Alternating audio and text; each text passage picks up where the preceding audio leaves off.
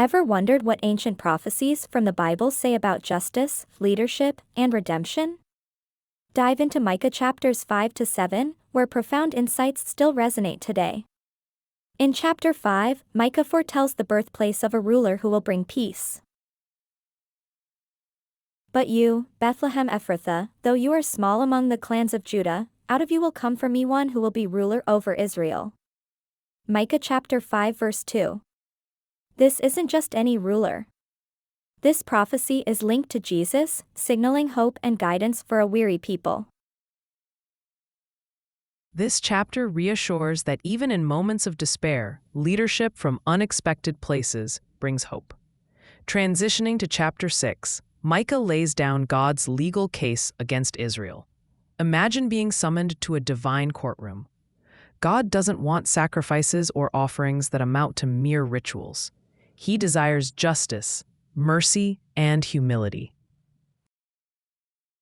One of the most famous verses here is Micah 6:8. He has shown you, O mortal, what is good.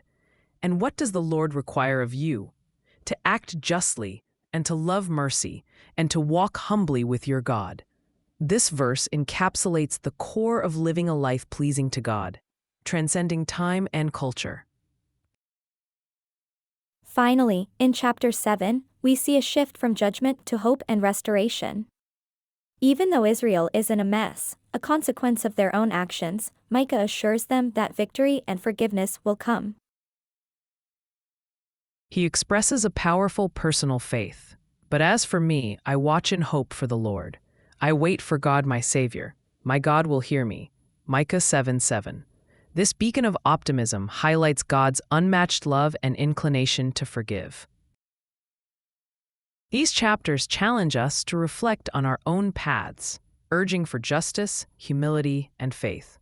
Stay curious as these ancient words continue to echo across ages, illustrating how adversity can transform, mold, and redefine destinies.